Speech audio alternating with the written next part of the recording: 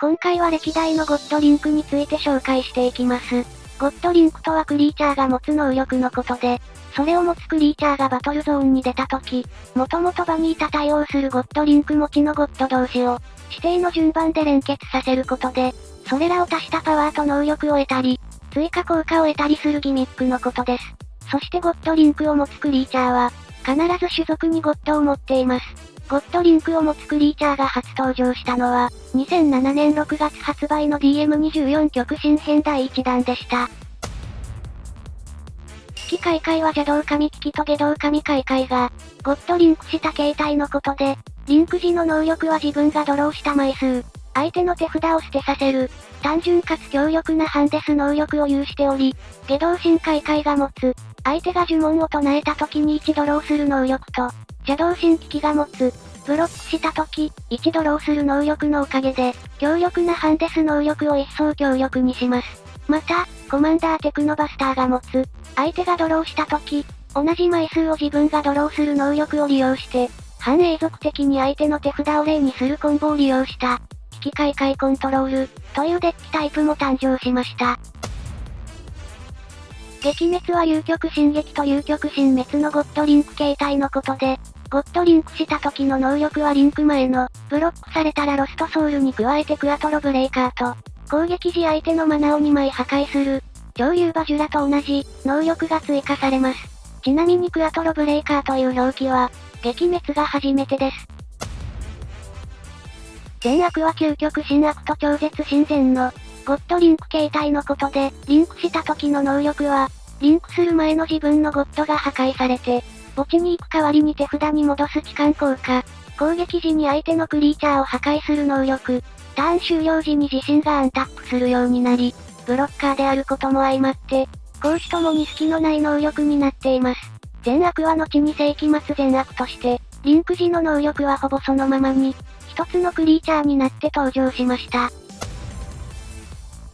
五原神とは名前から察することができるように、最大5体でゴッドリンクできるゴッド、ではなく見ての通り端っこが存在しないので、最大20枚ゴッドリンクできるゴッドになっています。五原神は、天神シャインバルキリー、怪人ブルーポセイドン、黒神ダークインドラ、エンジンフレームアゴン、地神エメラルドファラオ、と各文明に存在しており、能力は全部紹介すると長いので省略しますが、そのゴッドが持つ文明らしい能力を備えています。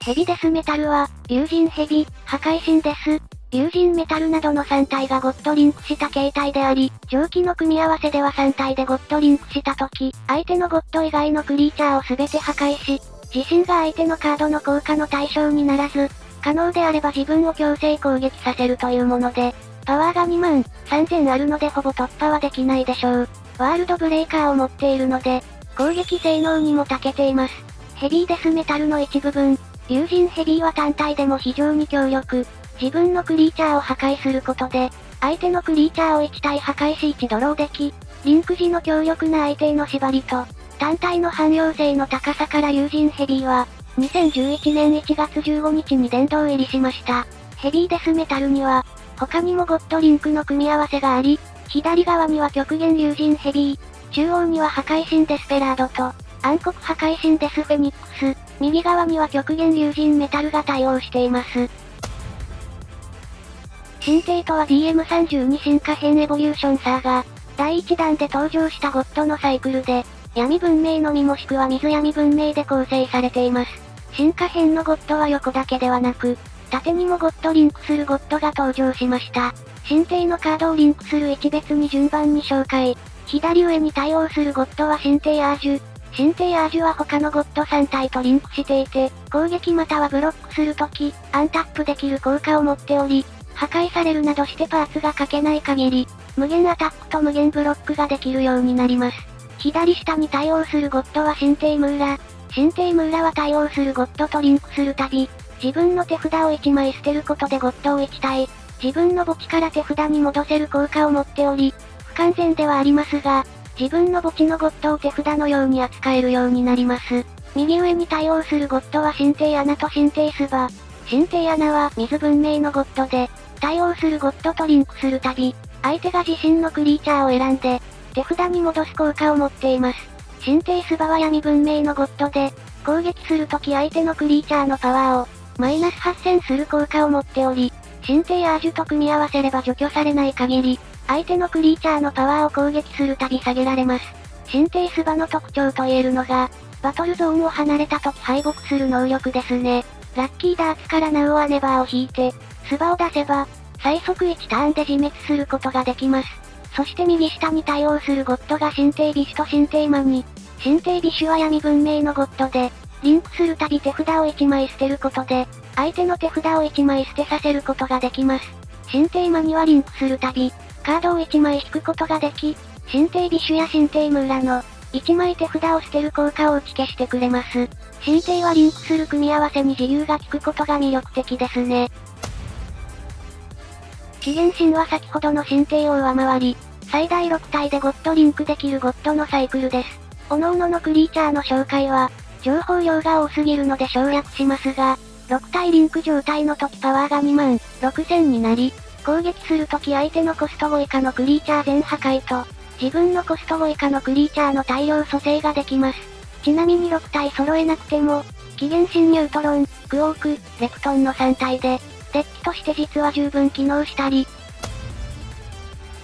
エピソード3のゴッドは従来のゴッドとは異なり、無色のゴッドが多く、種族がゴッドの場であること、リンク先が特定のカードではない特徴があります。詳しく説明すると、ゴッドの場は右ゴッドリンク、中央ゴッドリンク、左ゴッドリンクのいずれかの能力を有しており、右ゴッドリンクであれば、中央ゴッドリンクか左ゴッドリンクを持つゴッドなら、何でもリンクできる特徴があります。リンク先が非常に多いため、従来より多様な戦略が可能になりました。さらに中央ゴッドリンクは場に出るとき、好きな数のリンクしているゴッドのリンクを解除して、その能力を持つゴッドと、リンクし直すことができます。そのため他のゴッドのリンク時の効果を連発できるようになっています。エピソード3のゴッドはオラクルと共に、アウトレイジの対抗勢力という位置づけとなっており、中央ゴッドリンク持ちのゴッドは出雲と読みというクリーチャーが主になっています。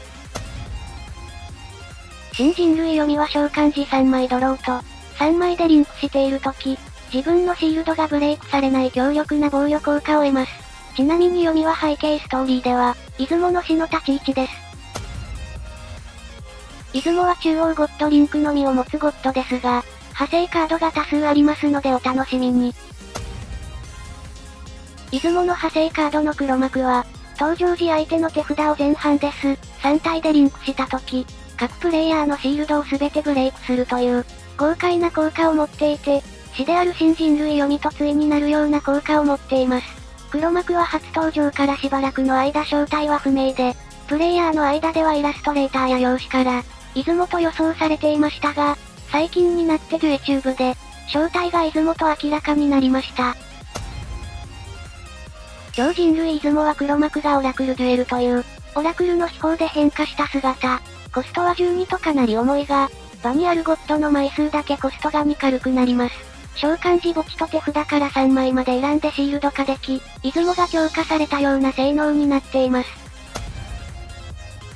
無法人類ゴッド出雲は超人類出雲が、レイジクリスタルの力を奪って、完璧なゴッドに変化した姿で、背景ストーリー上ではラスボスの立ち位置です。能力は相手のコスト5以下の呪文を封じ、3体でリンクしている時自分を問わず、ゴッドが場から離れなくなります。出雲は最終的に主人公サイドと和解することになります。その他の出雲の派生カードは、3体でリンクしていれば、リンクしているゴッドが選ばれなくなる神の子出雲、軽量のゴッドの場である新人類出雲、昔のゴッドでもリンクできる、名もなき神人類がいます。エピソード3で登場した代表的なゴッドは他にも、山札を削りながら、呪文をタダで唱えることを利用したループで、環境に食い込んだ精霊写真ジャスティスなどが挙げられます。